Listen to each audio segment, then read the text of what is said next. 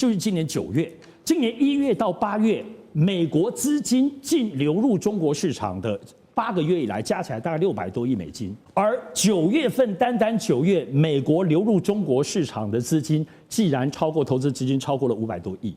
汹涌的跑进来，到底怎么回事？后来当然发现也有来投资股票的啊。当然大家看到更多可能是有关于中国大陆 AI 科技业的布局，在9月这段期间，应该有一个华尔街市场认定要进来了。因为确定中美可能还是会比较成熟，不会乱成一团，而且好像中国大陆15.5会有很多投资机会。美国资金开始重回中国喽。美国的经济数据啊，最近当然因为联邦政府关门的关系呢，所以很多政府部门的数据啊都还没有办法公布。可是呢，有几项数据倒是可以值得参考。美国经济评议会公布了当月消费者信心指数啊，降到了94.6，已经连续第3个月走弱。另外，10月份美国企业裁员的人数呢，创下了2008年金融危机以来最惨烈的一个月。那也有人帮他们算了一下，22年来啊，在10月份所做过的统计啊，这是最高纪录。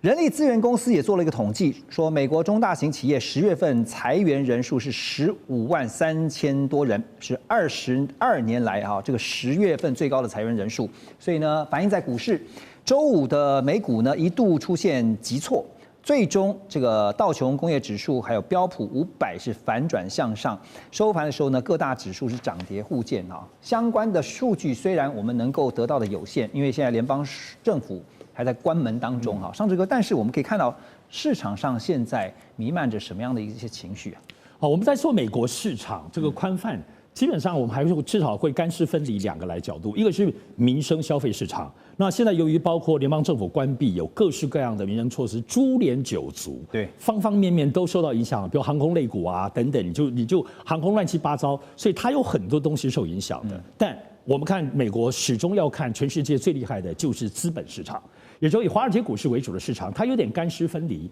华尔街股市基本上虽然有上上下下，但基本上还是非常强劲。那当然最大的核心还是 AI 这个动力，而且现在 AI 这些关键的类股大家抱团啊，包括辉达跟 AMD 投资这个 OpenAI 呢又花钱买甲骨文，甲骨文又回过来买辉达的晶片。但这里头当然有一些风险，比如说能源不够，大家都知道哈，就害怕还是有几个这个是不是黑天鹅会爆。所以我一直很喜欢这些华尔街市场一个最棒的形容说，华尔街市场现在好多大大小小的蛋，有恐龙蛋，有鸵鸟蛋，有小鸡蛋、鹅蛋。可是，然后你不知道哪一个会先裂开，被孵化了而跑出来就是个黑天鹅，你不知道，所以这里头有很多的风险。本来大家期待是这次川习会如果翻脸，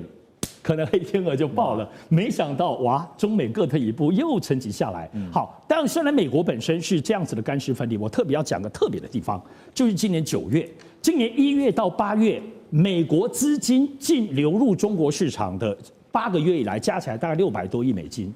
而9月份单9月，美国流入中国市场的资金既然超过投资资金超过了500多亿，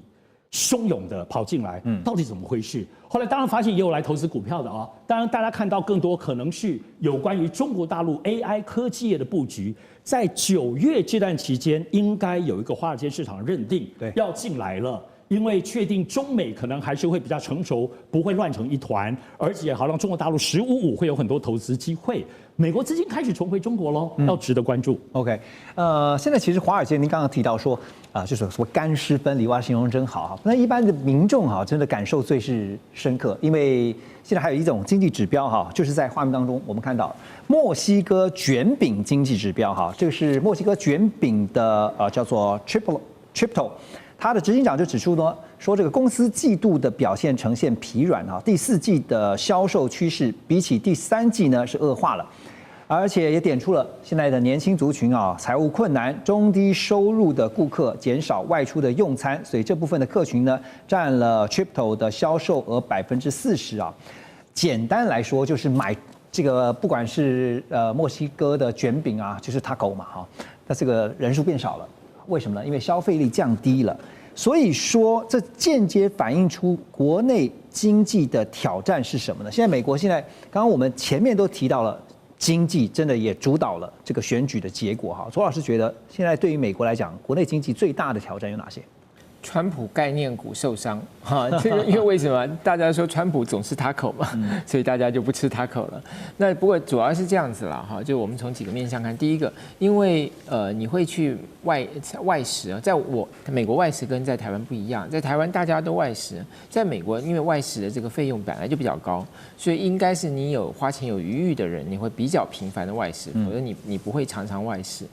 那当然，它的这个收入减少是反映到就所谓中低收入，它受到关税带来的物价上涨的影响。因为本来你可以有多少比例可以花在这个外食，你现在就减少了嘛，这就是受到所谓物价上涨。第二个是什么？工作前景不明确。因为如果这个经济持续这个说通货膨胀持续上升的情况下呢，很可能有些这个生产部门呢，它可能就要缩编，比如像包括这个 Chipto， 它本身都要准备裁员了，它本身都要就是关掉一些它的这个分店了。这个是很多餐厅他们现在面临这个现在困境所采取的应对的策略嘛，所以这个消费者也是一样的心情啊。那当然，第三个我们也要看到。这个 Chipto 它反映的是什么？就是它是一个最能够吸纳这些流动力，就是说，你如果临时在就业市场上碰到困难，你可以进餐饮业。可是餐饮业又是受到经济波动第一个影响的地方，所以它又会加剧了这种经济的这种下行的压力啊。就是说，本来它应该是吸收那些市场上碰到困难的人，结果现在它自己本身也碰到困难。所以就减少了能够吸纳失业人口这个可能性，所以这个整个总体来讲加起来来说呢，现在看到的就是因为感恩节马上要到了，这个美国的消费旺季要来了，但是这些企业以及这些企业的这些就业人口，它能不能有一个很快乐、很丰盛的感恩节、圣诞节，我觉得就是川普最大的挑战。美国总统川普在11月7号表示，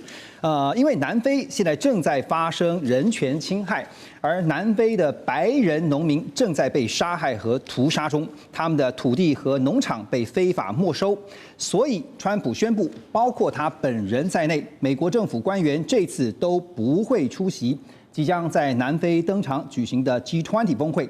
但是我们也要看呢，反观美国，现在农民受到的伤害其实不亚于南非哈。虽然不是生命的损失，不过财务方面损失非常的剧烈。那么根据 CSIS 的最新报告呢，说因为受到了中国大陆报复性关税还有非关税贸易壁垒的影响，在2025年1月以来，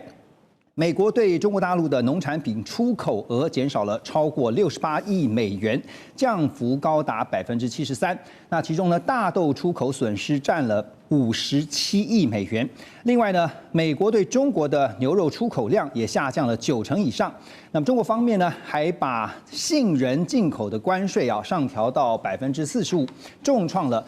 向来以加州作为主要出口的产业链。好，我先问最了解川普的 Russ， 这个请你从容容、游刃有余的告诉我们哈，川普现在讲说，因为人权问题他不出席，包括连政府官员都不去 G20 啊，这只是表面上的原因，你觉得是有背后的原因吗？我觉得没有，应该是没有背后的原因。虽然川普是不喜欢多边组织了，这个大家都知道，他第一个任期也不太喜欢参加类似的。多边主义的活动、组织高峰会等等，那这次回来执政也一样啊。他今年参加 G7 也提早离开，那最近他去 APEC 也提早离开了，他见习近平之后就离开了。所以他真的不喜欢出席这些活动。他想当 All Star， 他希望这个焦点都是放在他了。那如果一个高峰会有10几个主要国家领袖，那 Trump 就不是亮点，对，不是热点，所以他不希望了。那他对这个南非少数民族，那就是白种人是少数民族，他对他们的这个安全、资产等等的议题一直就从他这次回来执政，一直有兴趣，他常常提了，而且他觉得我这样提我的支持者、我的选民会就是会非常受欢迎。所以他这样子做是因为想要保护在南非算少数的白人，是这样子。因为人权的这个原因。他口头说是要保护他们，对，但是主要是这个是跟美国国内政治比较有关。我再继续请教你啊，因为你刚刚特别提到说，美国向来，尤其在川普上任以后，其实他是习惯用单边的，而不是像他的前任拜登采取多边合作哈。那同样的，可是这一次在 APEC 结束之后，也有分析认为说，从日韩最近跟美方在谈的这个部分，看得出来，似乎川普在单边这个一直以来坚持的政策，稍微有一点倾向，也不排除多边的合作，是这样吗？日韩是2个国家了，那如果2个国家跟美国会有什么高峰会和合作等等，那其实稍微算多边一点点而已啊。但是那个不等同像 G7、G20、WTO、UN 这些大的传统的多边组织了，所以我觉得这个不用做类比了。而且，如果是美国跟日韩开会的时候，不管是哪一个层次，不管是总统跟2国元首，对，或者是国防部长、外交部长，其实这2个国家日韩，他们都会答应美国要什么，几乎他们都会答应。这个跟去参加 G20 是完全不一样。那去 G20 的时候，还是会有几个国家元首。不是按照的川普说法就答应他，对不对？还是会有。那要保护南非的这个白人农民哈，可是美国的农民呢？川普也是非常支持美国农民，对不对？所以他就跟习近平见面的时候把焦点放在中国要多购买美国农产品。那另外如果这个政策不成，就是这个贸易谈判最后不成功的话。川普会向国会要给美国农民大的补助，所以还是会很在乎他们，不能说不在乎他们，真的，而且这些南非的白人啊，说实在，我预测了很多还是会选移民到美国去了，最后还是会离开南非。只要川普是欢迎他们，而且目前川普的政策是非常非常欢迎他们移民到美国去，目前他不欢迎其他国家。尤其是有皮色是如果是黑的话，他不欢迎。白人至上的一个向来。如果是像南非白人或者北欧人，川普是很欢迎他们移民到美国去了。那我真的相信将来几年很多南非白人，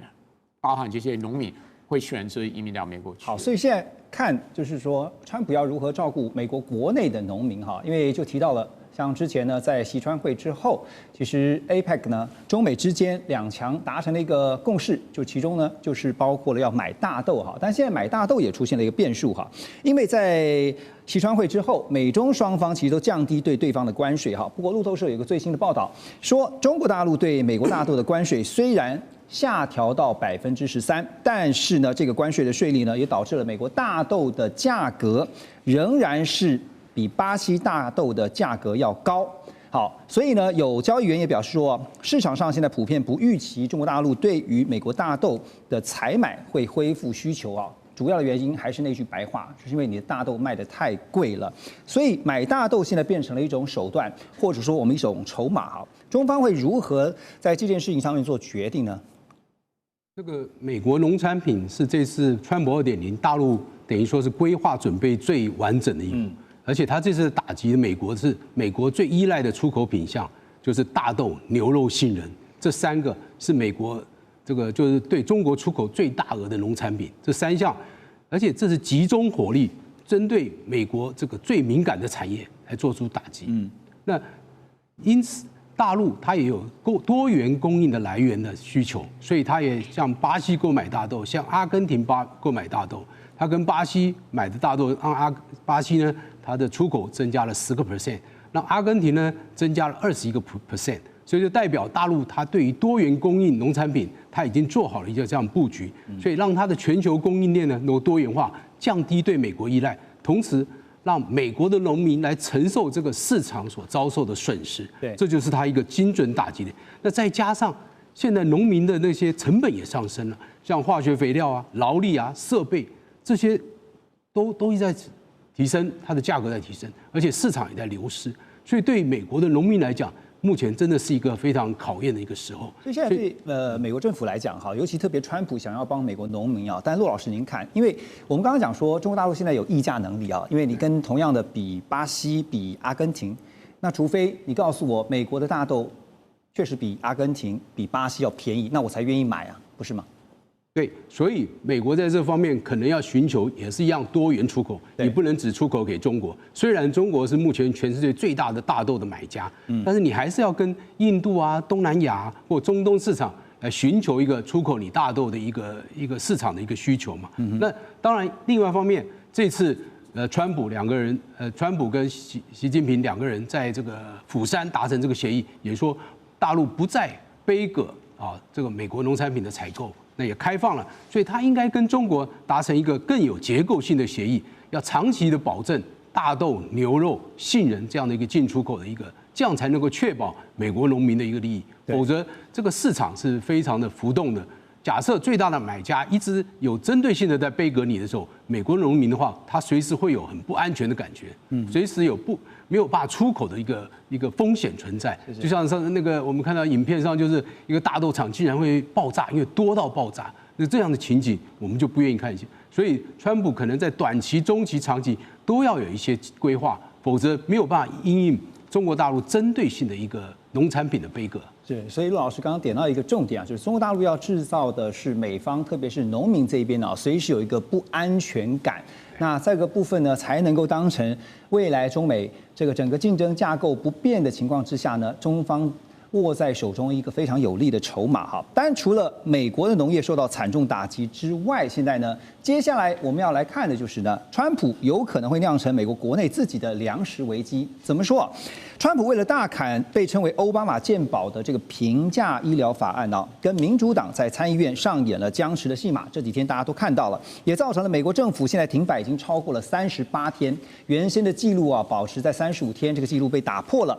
而川普呢还拿4200万依靠食物券生活的人民，这4200万都是美国的公民哈，拿这些美国人民当成筹码，也说呢，美国营养补助援助计划的福利只有在激进左派民主党人开放政府的时候才会发放。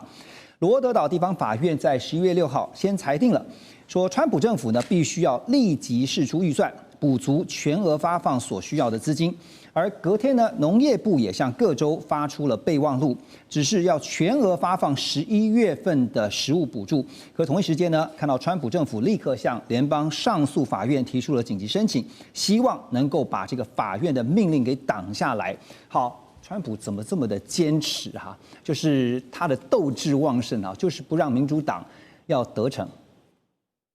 为什么不坚持啊？如果我是他的顾问的话，我也会跟他说，总统先生，你目前要坚持了。为什么呢？我们离其中选举还有1年时间。但是现在当下受害的是4200万的美国民众，不是吗？第一，他要看他共和党明年的这个其中选举的选情。那说实在，大部分的众议院选区不是摇摆区了，只有几个选区会算是摇摆区了，所以有固定200多个选区，一定不管怎么样会投给共和党的众议员候选人，所以他真的是不用那么担心选举。所以其中选举因为还没到的关系，不需要这么急切的。还有另外要看。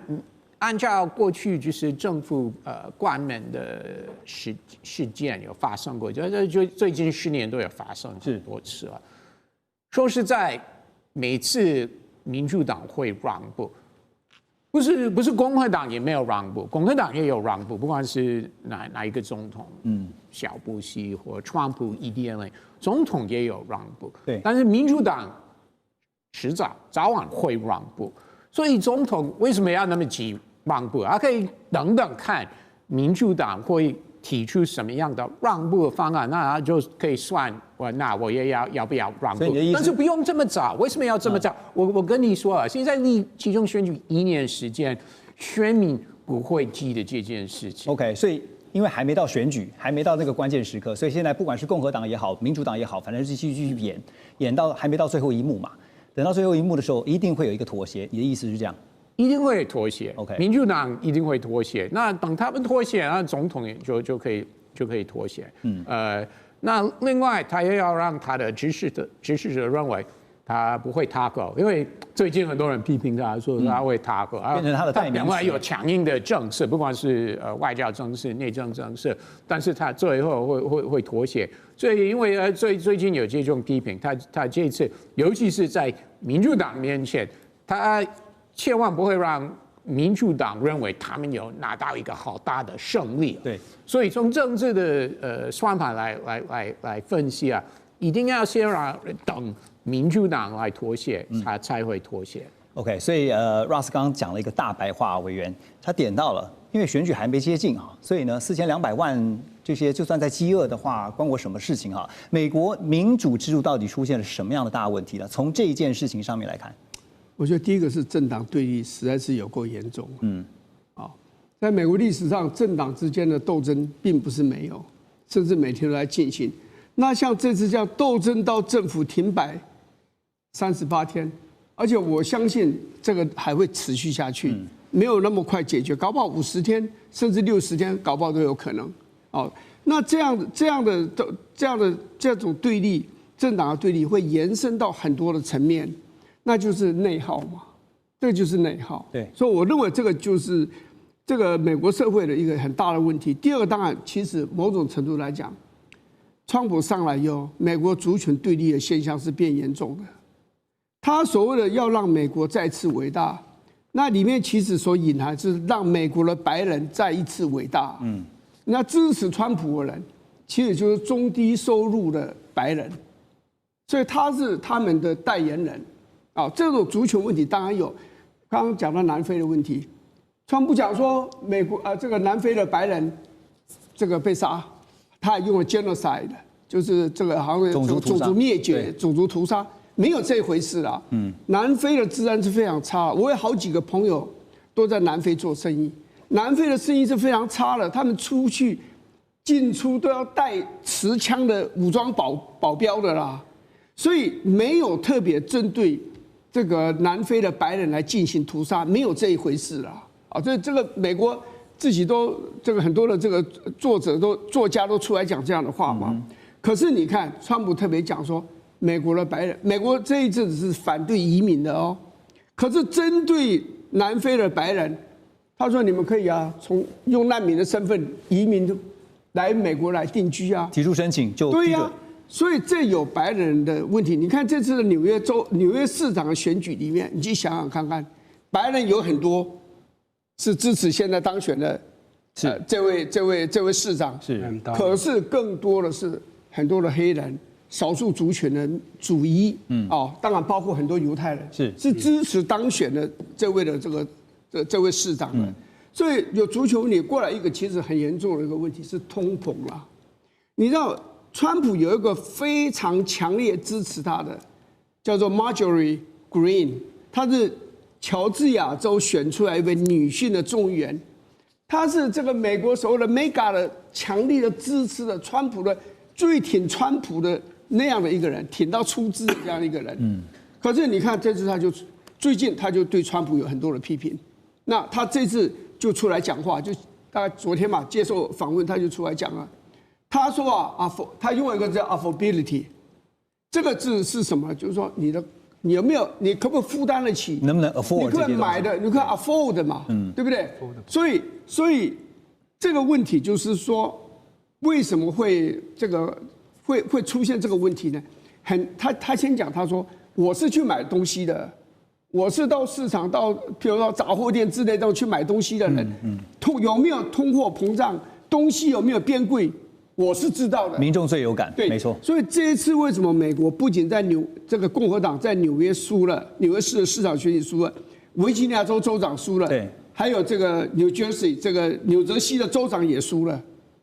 很重要一个字就是人家的通货膨胀造成很多人生活的困难。对，所以这次其实在这个选举结果之后，其实当然有一些分析认为说，这会不会对共和党来讲是一个警讯？但我们要更担心，或者说更 foresee 预测到的一个是美国内部会不会因为这些我们刚刚所讨论到、所分析到的这些问题，引发更多的社会问题。现在就看什么时候是沸点，还有什么会成为引爆的 trigger。川普他没有参加 APEC， 马上飞回美国啊。当然，这个理由是万圣节有很多的派对，但是其实真正的实情却是，美国川普必须面对更加复杂跟严峻的美国经济还有呢内部状况。因为呢，美国政府在10月1号关门。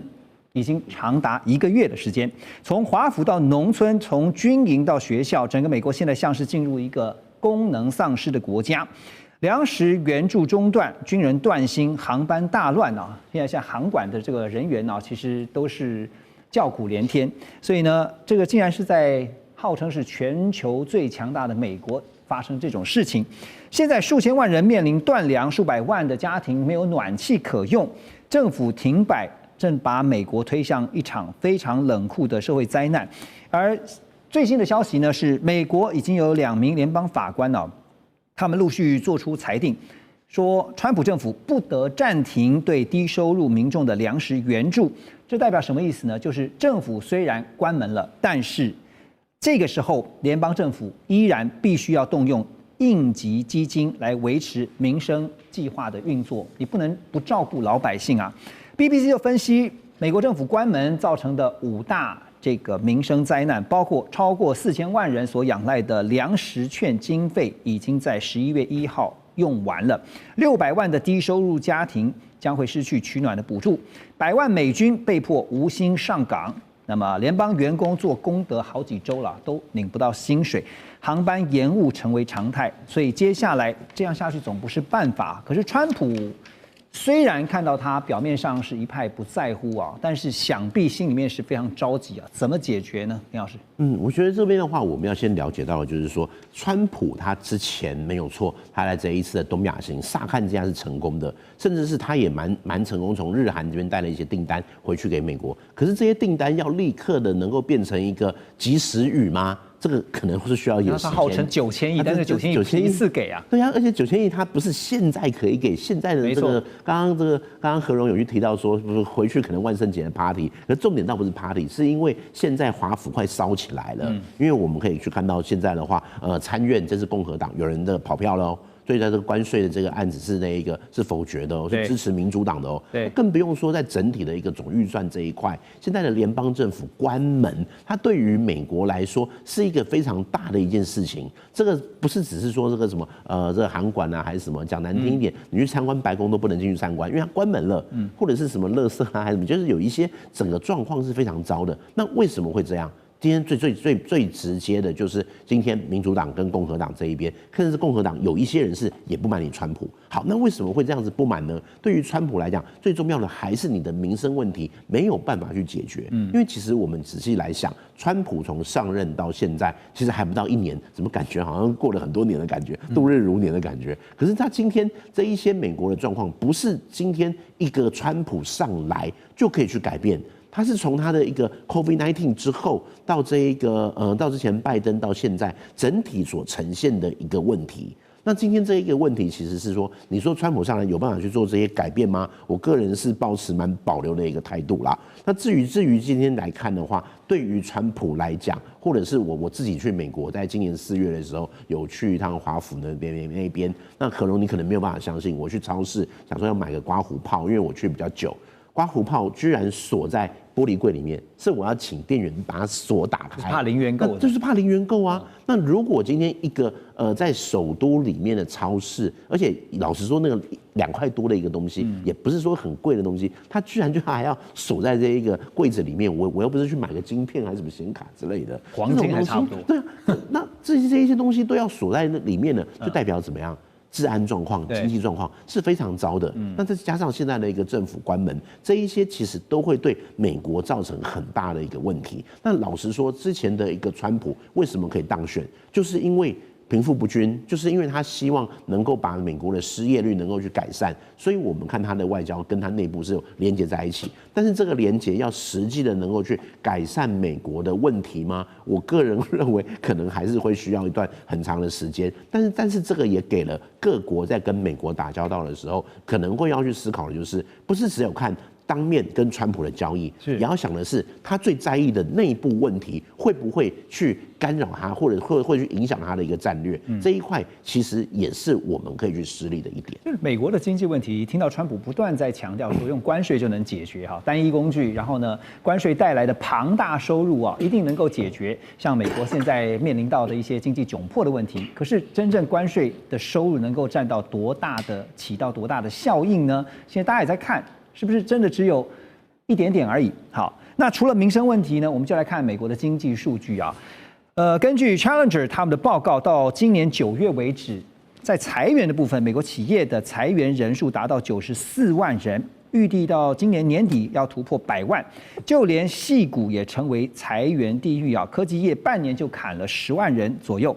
桥水基金的创办人叫 Ray Dalio， 他就更是表示说，美国有高达60%的劳动者几乎没有生产力，整体经济由最富有的1%的人在支撑运转，整个社会阶层的结构正在崩塌。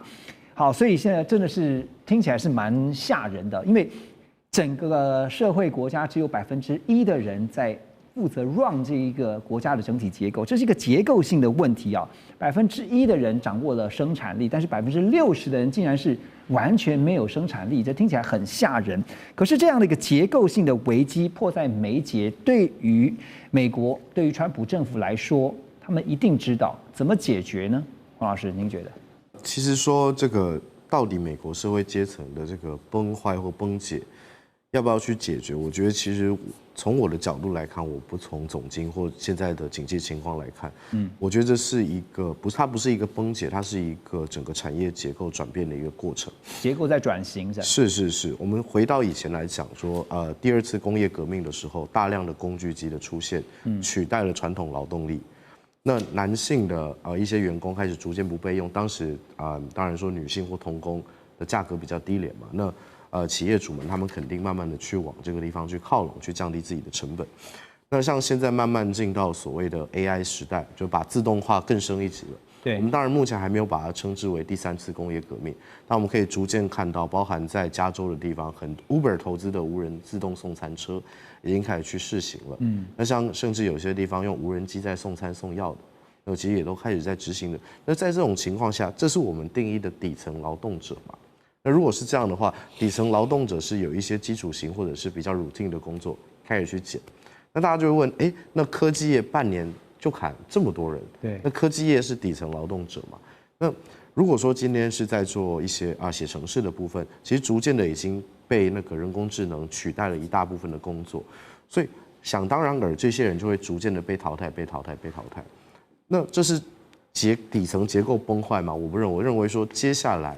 马上到来的一些新的产业，它会逐渐的萌芽出来。那就业市场重新活络，关键就在于接下来到底会走到哪一个生产市场。对，因为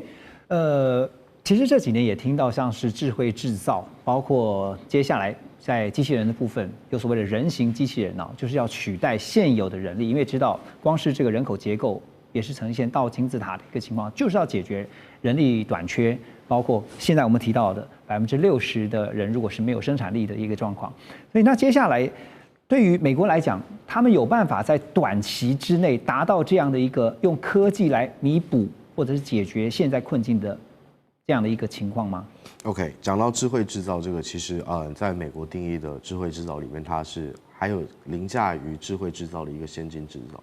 那这边包含了当然是智慧制造的整体的自动化，然后提高良率等等。另外一部分是新材料、新药，然后新的生物发展这个部分，这2个发展的部分。那这些新兴产业到底能不能带动新的生产力？关键在于有没有高阶人才的注入。那当然，美国现在的政策对于高阶人才并不是这么友善的情况下，我不太认为说短期内会去改变这个现况。那基础人才的这个问题呢？我觉得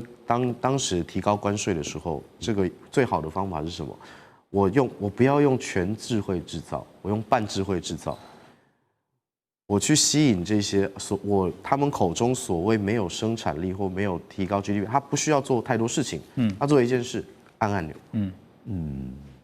按按钮去让他们有足够的生产力。那我从原物料进来，我不是到终端产品的时候，那我这个关税中间的利差是相对比较不会受影响。所以我个人觉得，川普如果他看到这一块，他在下一步很大的歧视，我把制造业带回美国，我把很多复杂的东西自动化。这是他的个性嘛？我什么都简单，我最好按一下全部搞定。那这样子，我所谓没有生产力的人，他就来按按钮。对，我就逼你公司 hire 这些人，我也不用发失业救济。那会不会太理想了？他一直都很理想，不是 ？OK， 好。不过现在理想归理想，现实归现实啊。美国的关门风暴持续在演变当中啊。那根据《经济学人》跟 YouGov 的最新民调也显示说，现在就是看，因为刚刚我们也提到了，川普在意的是民意支持度。那现在最新的民调显示，美国民众满意川普施政的数字呢，掉到39%啊，40%都不到，创下川普2.0啊，就重返白宫以来的新低点。另外呢，63%的人明确表示不认可川普对政府的管理，有46%的美国成年民众认为呢，政府停摆的责任就在共和党和川普本人。从这些最新的民调，当然民调是变来变去啊，跟这个民意如流水是一样的。但是我们要问的是，接下来马上就要进入到2026年了，2026美国的期中选举很重要啊，这样对共和党来讲，对川普来讲，不是一个警讯吗？没有错哈。现在大家都会认为说，这个问题就出在川普身上，特别是民主党人，因为原来他们是因为坚持就是说，这个川普的预算大砍，这个对于这个美国健保的，就是所谓的奥巴马健保的这个补贴，会让大家的健保保险费用上升，所以他们反对，以至于造成了这个政府关门。那当时川普的算盘是什么？就是说，你想政府关门谁受害？是这个联邦政府的雇员。这些雇员在哪里？在 DC， 在这个马里兰州，在维吉尼亚州，这些都是民主党的选民。所以他计算就是说，这个关门的结果是伤害了民主党多于伤害共和党。他是想过了。对。所以，但是结果现在这么一下来之后，变成什么？变成第一个，变成大家怪了川普，因为它受影响是整个美国啊，比如像这个航空的这个飞行，就是航管受到影响啊，还有很多其他政府常态运作应该会支持的这种民生的部门受到影响，美军这受到影响。当然，现在另外一个问题是什么？民主党也不敢轻易的退啊，因为民主党现在川普说，他如果一旦恢复之后呢，他这个 OMB 啊，就是美国的这个所谓预算管理部门，就白宫的预算管理室，要去这个惩罚那些发动在联邦政府内支持民主党的发动这个背革川普的这些人。所以如果民主党轻易让步的话，到时候这些联邦政府的员工会来怪罪民主党，说你怎么会让步呢？你怎么轻易就让川普施老师，这个局面其实也许川普始料未及啊，但是我们都知道川普他擅长交易哈，他弹性很大。我说他弹性很大，那会不会就是迫于他遇到的现实状况，他会做一些调整？您觉得？我觉得目前看起来他的交易呢是藏在他心里的。第一个，在成功的亚洲行之后，他现在是更加强硬。他现在要求共和党的这个参议员呢，要废掉这个所谓的冗长辩论。因为美国在参议院它有这个冗长辩论嘛，就是你只要想要发言，你就可以无限时间的发言，除非你有3/5的投票，可以让它停止。那3/5就60席，所以这就保障了少数。为什么民主党没有多数却可以背革预算？就是通过参议院的这个2/5。那现在共和党的这个多数党领袖呢，他原来在竞争这个党魁的时候，竞争这个多数党领袖的时候，他就是反对废除这个条款的，所以他反对。但是在川普的旋风之下，也许他最后会让步。但是关门不能无限期一直关门下去嘛？他们有没有一个至少设定一个时间点？因为11月最后一个礼拜要感恩节了，起码感恩节前会不会有一个？没有错，上一次关门呢是35天，这一次已经超过30天。所以当然大家已经认为说，大概未来这一个礼拜可能就会结束。但是现在我想就是用这个所谓冗长辩论的废除，因为如果一旦冗长辩论被废除，民主党以后就没有武器了。没错，所以也许在这个威胁之下，加上川普的旋风，会让这共和党的这些参议员让步。那么这个最后民主党可能为了维护这个冗长辩论，最后就也许就让。现在那个 timing 可能是看在感恩节前夕啊，不然的话，美国民众恐怕不感恩了。马上回来。好，我们说中美竞争，不管是在科技，还有呢在经济，这个完全就是在经济这个竞争当中的重中之重啊。那中共中央呢举行了新闻发布会啊，就看到了大陆的商务部长王文涛，他阐述了15规划。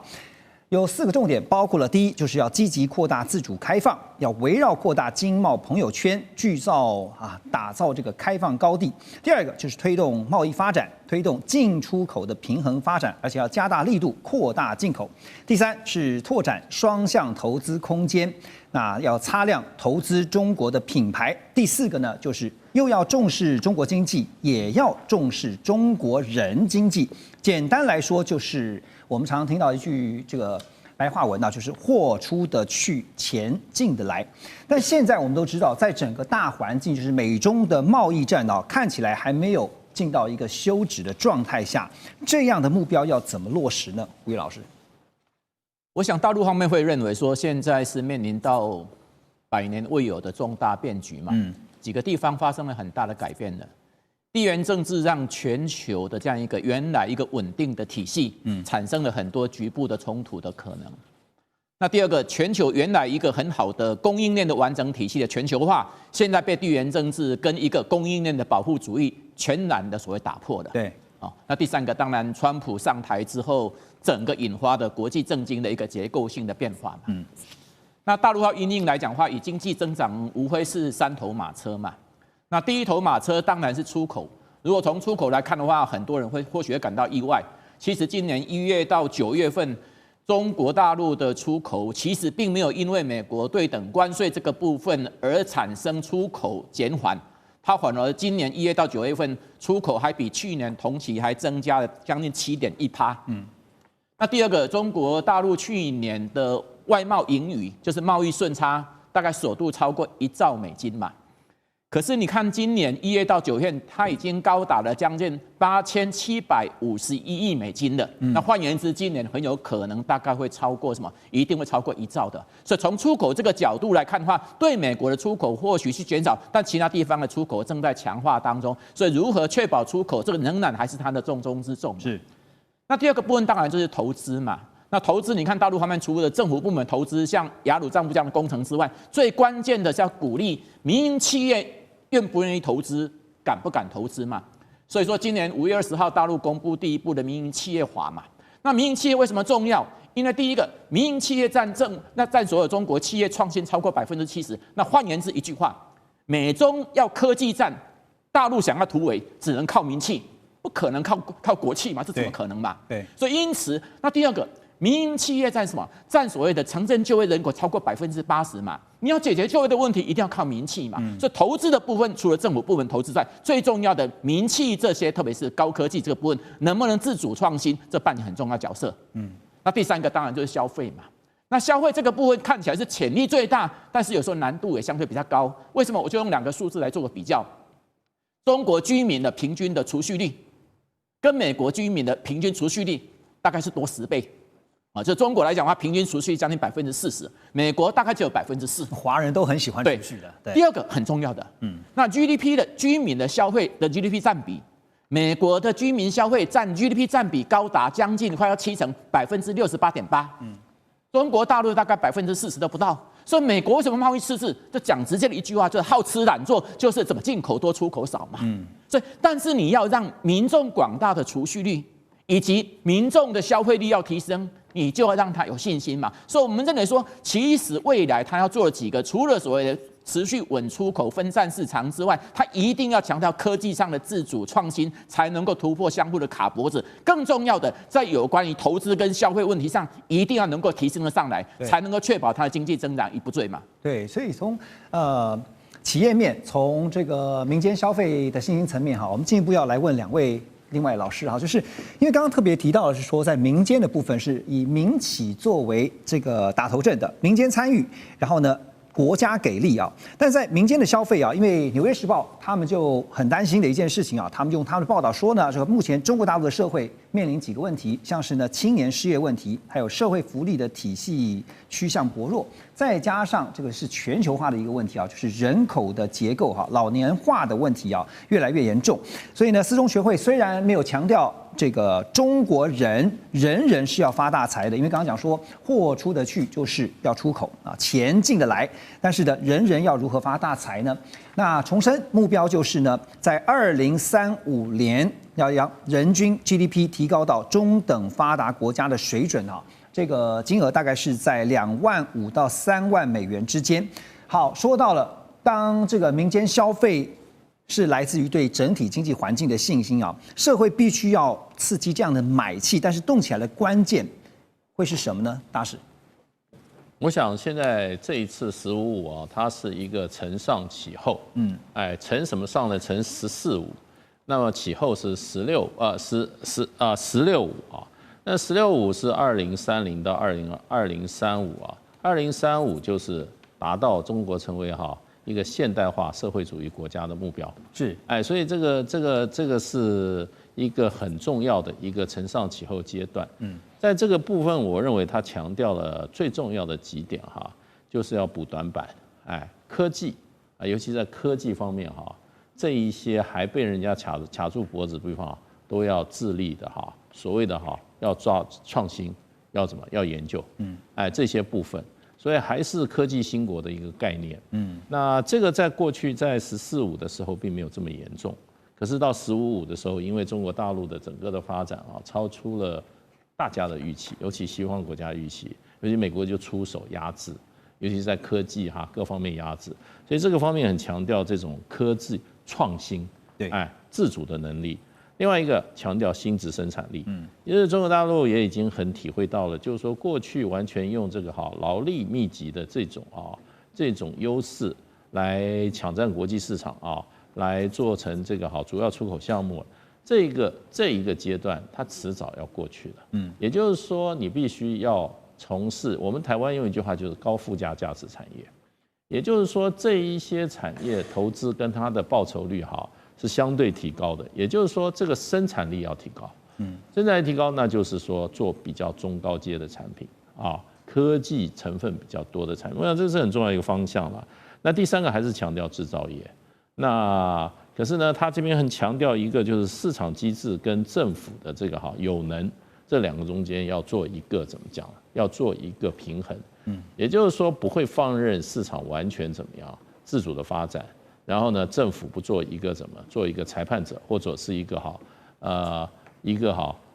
控制市场机制发展，免得流向于什么呢？免得流向于你的社会资源财富过度集中。还有一个问题也是新出来的问题，这次也特别提到了什么问题呢？就是内卷问题。对，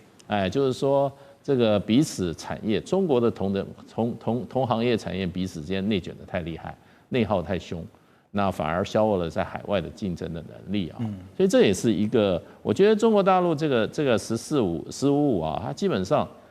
本上是针对当前的情况做了非常明确，而且非常看起来对症下药的一些目标的设定，未来5年就往这走。那接下来就变成就是说，接下来的16.5的话，那就是要冲到要收官之年就2035年了，那就要到社会主义现代化国家。我觉得就是说，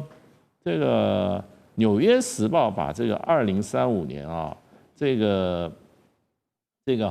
个所谓的中等发达国家的水准定了25000到35000美元之中，他们算一算，这样算的话 ，GDP 是美国的多少？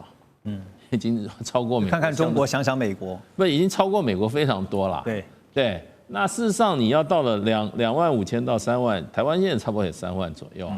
那事实上，社会上就是已经相当进步的这个情况了。是，而且这个总额算起来乘以这个14亿人的话，那你看 GDP 总额然后超越美国了。所以这就是说，我觉得中国大陆还是蛮务实的，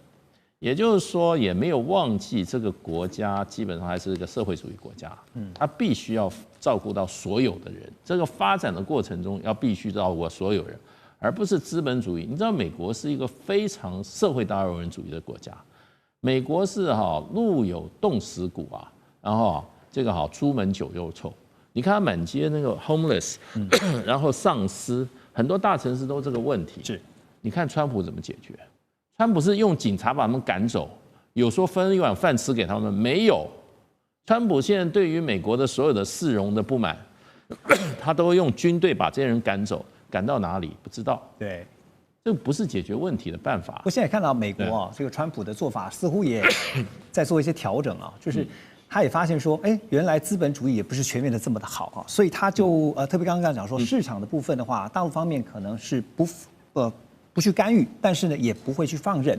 但是民间的消费信心啊，因为还是回归到说这个消费信心要如何来提振，怎么样让民间的储蓄率的这个部分，因为真的很高，但是怎么样让这些钱能够进到市场，这个是迫切的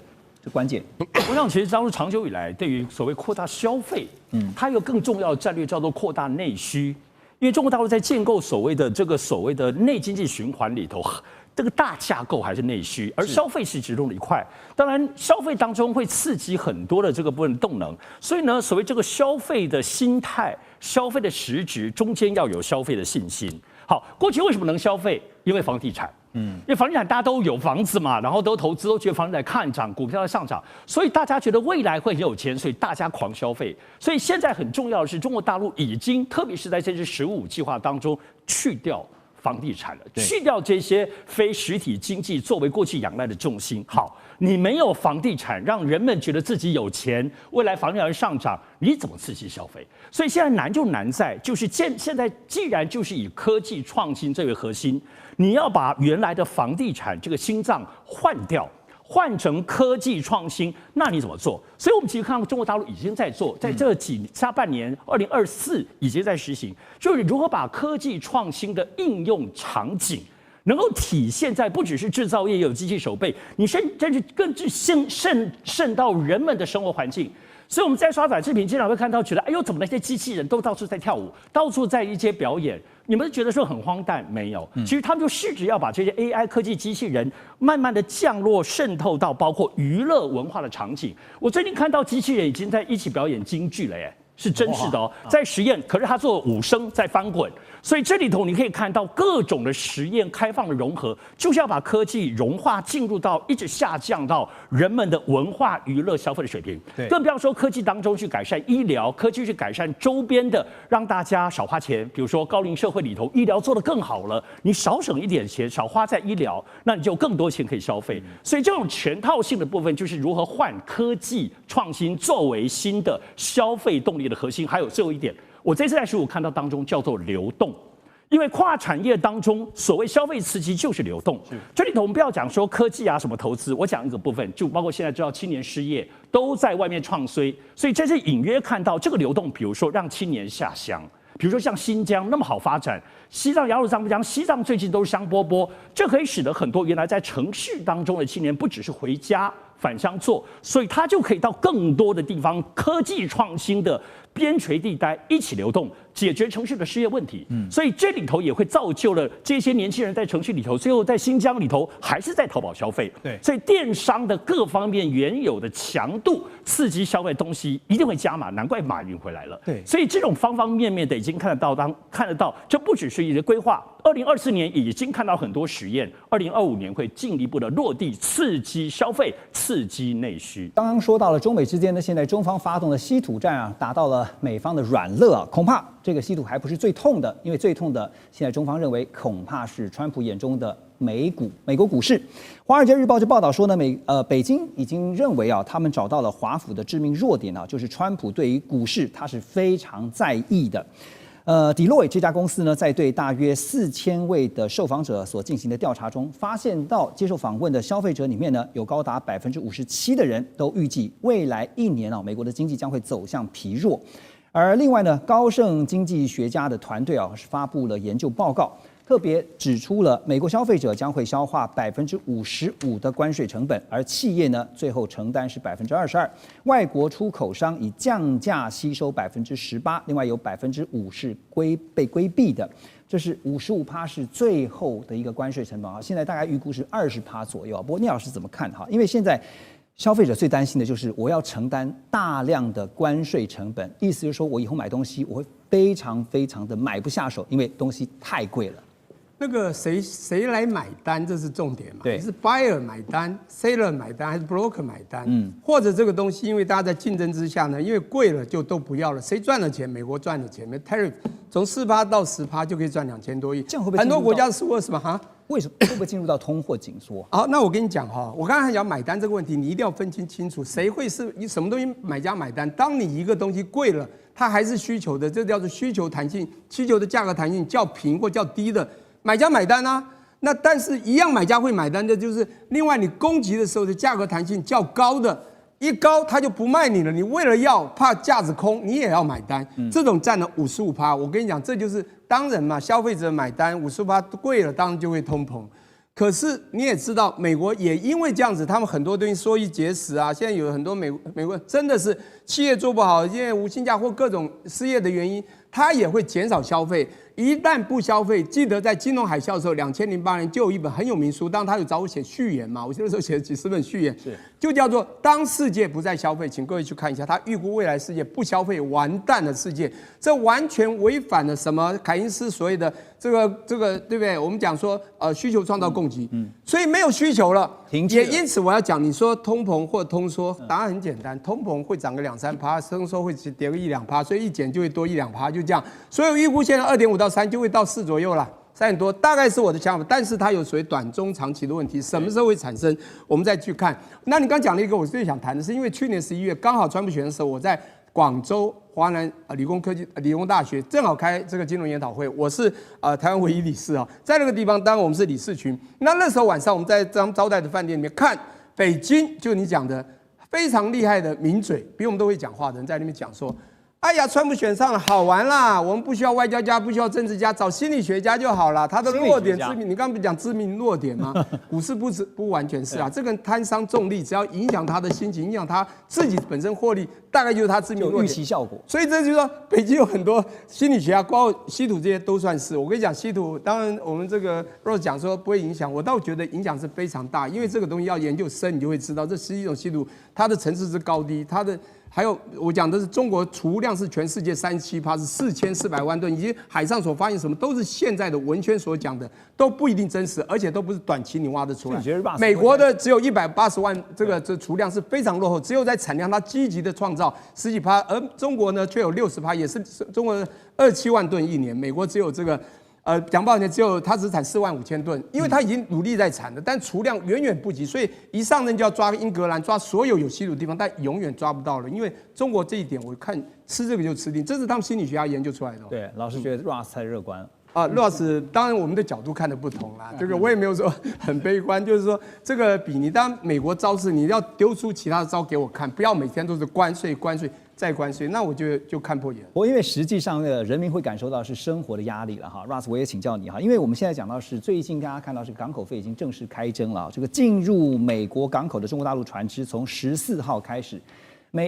这个都要被征收哈，每进吨它是用每进吨50美元的费用来征收。那中方也祭出了反制措施啊，这个措施就是大陆交通运输部跟进宣布，同一天开始。就你怎么对我，我就怎么对你哈，将对美国所拥有营运、建造或悬挂美国国旗的船舶，收取每进吨人民币400元，大概是56美元左右的特别港务费。那金额跟美方征收的标准大概就差不多，反正就是一来一往啦。好，那么路透社就分析说呢，港口费用涵盖从节庆玩具到原油等各类的商品，而使得公海成为这全球2大经济体贸易战的关键战线哈。马上就要面临的节庆，我们刚刚讲到节庆就是感恩节 （Thanksgiving）， 还有一个美国最重视的 Christmas 啊。那个从美国这边家人给你的 feedback 什么东西真的变贵，贵多少呢？东西都变贵，这个现象是疫情就开始了，对不对？所以已经5年了。当然大家都不高兴，但是说实在已经习惯了，可以忍是不是？也不是了，但是已经不会太抱怨了，因为。一直讲也没用了，其实重点是这个吗？每次去买抱怨也没用。不管是买节庆的礼物，或你每个礼拜去超市买东西，越来越贵的，大家都已经习惯了。那要看这个会不会影响到明年的美国这个其中选举了，目前还不知道。消费行为有没有什么改变？您觉得？其实很多人已经开始，如果方便的话，就线上买东西，因为通常线上买东西是比较便宜。比如说你买大量一点，以我父母为例，以前一路都不会网都要去实体店，他们都会去实体店。但现在走网购比较多，网购是越来越多了。对，他们本来是不想学，没兴趣。而且退休了，他们还有时间去实体店买东西，这个是他们天天会有事情做了。但是因为实体店东西真的是越来越贵了，他们就开始在网络买，而且会买比较大量，这样比较可以省钱了。对，所以面对这个美国人民的生活，现在可能会越来越辛苦哈，就是因为东西变贵了，你很多东西就买不下手嘛。那白宫方面也回应说，其实川普的立场是非常明确的，而且呢，短时间看起来是不会有什么改变哈，也呼吁美国民众可能会经历一段过渡期。那但是呢，你听到我讲到过渡期的时候笑了一声哈。问题是这个过渡期是会多久，对不对？会多久？对。但是我相信，不管是今天、明年，就是明年选举前或选举之后，白宫会坚持他们这个说法不会改变。当然，他们不会认错，他们不会说因为关税政策东西都变贵，都是川普总统的错或他政治的错，不可能，对不对？所以这个说法他们会坚持说，这样我们会把制造拿回到美国。那虽然有一个过渡期，但是以后对美国经济、对美国消费者，我们这样做是比较好。他们一定会坚持这个说法。你觉得那个 period 就是那个时间点，2026马上就要期中选举了，这个压力会在什么时候爆发？已经开始爆发了。现在你说大家可以撑嘛？我没有说可以撑啊，习惯了，大家是习惯了。但是或许不排除会影响到他们投票的明年投票的选择。那当然，共和党国会议员已经开始担心，但是同时共和党不管是总统本人或联邦众议院、参议院等等，他们也知道。其实，民主党的候选人也没有什么亮点，他们只能说东西变贵，但是他们同时缺点也很多了，所以其实共和党目前是可以认为不一定会因为这个 issue 这个议题而就会败选，不一定。美国人民真的很辛苦啊，就是面对这个川普大老板现在这样子执意要做，然后告诉大家有一段过渡期，然后呢告诉大家说这个关税成本最后呢就是大家分担。可是是不是真的是这样子啊？因为川普告诉大家说，其实最后的成本会由外国出口商承担，而且呢，企业也通过了转移供应链在美国本土生产，就是 Made in USA 这些商品来因应。本来以前都是 Made in China 的那可是也看到最近有一位知名的经济学家陶东他根据最近的企业调查就指出呢，目前关税压力，刚刚我们特别提到了。他说，多半是由出口商承担30%左右，消费者承担20%，贸易商跟零售商吸收高达1半的关税压力。但他特别讲了，他说50%的关税如果都是由商家，就是刚才聂老师特别提到的 seller 来承担，恐怕不是一个可以长久持续的情况。另外，在台湾这边，中经院也发布了2025年第4季的台湾经济预测，上半年受惠于对等关税提前产生了一个拉货效应。下半年延续 AI 的热潮，所以呢，中经院他们再度上修了全年经济成长率是到5.45%。那好，两个问题第一个，怎么样观察就是美国本土生产在关税效应下之后的一个状况？张老师，第二个就是现在看起来好像台湾似乎在这个对等关税有拿到一些红利可是我们要问的还是时间问题这个红利能够维持多久？各位应该还记得关税开始之后，有些人是疯狂下订单，然后过一阵子好像又暂缓之后，又再次疯狂下订单。所以其实我们应该说，今年看起来表现的这么亮眼，很大一部分就如同刚刚您提到的，就是因为疯狂拉货的关系，增加库存，这是第一个。那再来的话，究竟对于美国生产，有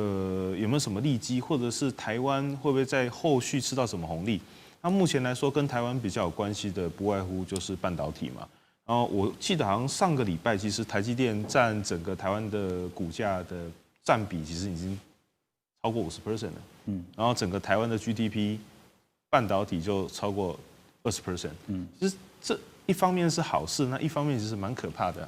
那如果今天万一没有什么半导体或者是被取代了，那台湾该怎么办？那再来，其实有一部分的话，就是美国希望就是他们的品牌商，我们去看，其实台湾的半导体商几乎都是代工厂商。对。然后如果美国今天要求它的品牌，比如说苹果、辉达、博通、高通，必须得在它的国家内生产的时候，台湾会怎么办？那换句话说，台湾会觉得说，台湾的产业可能会被掏空。那再用别的角度想，那其实很多国外的外国公司到处开分公司，那其实会造成什么？可以吸纳国外的人才回到母国。那其实我们台湾也是可以借由这一次也是危机，也许也是转机，可以去美国设厂，把一些美国的人、优秀的人吸来台湾，让他们了解台湾。我觉得换个角度想，也许并不是这么悲观。我觉得人才可以，因为我们到了美国去，然后把这群美国人吸引回来台湾，对，来投入台湾这边的，尤其是科技相关的制造。对，因为台湾是，毕竟来说，台湾的话可以做成基地嘛，比如说研发基地。那生产的话可以在国外。那现在你看，包含台积电也去熊本设厂，也去德国德勒斯登，那甚至去美国。那也许未来会有一个变成真的是一个全球的 ecosystem 的这个方式。所以刚刚讲到说 Made in USA 啊，就是说家人也反映。说我们可以习惯，美国人民啦，不是家人哈，美国人民可以表示说习惯，但是能够习惯多久可能不一定。可是把原先是 Made in China， 现在全部改为 Made in USA 也 OK。从美国消费者来说，Made in China 或 Made in USA， 如果有选择的话，当然会选 Made in USA 啊。但是价钱可能比较贵哎。那不是他们能控制了，对不对？如果这关税政策继续延续下去的话，不管多久，或下一个总统继续实施高关税的政策，那你就没有选择，对不对？中国东西会变贵，甚至以后中国来的东西就会越来越少，对不对？对，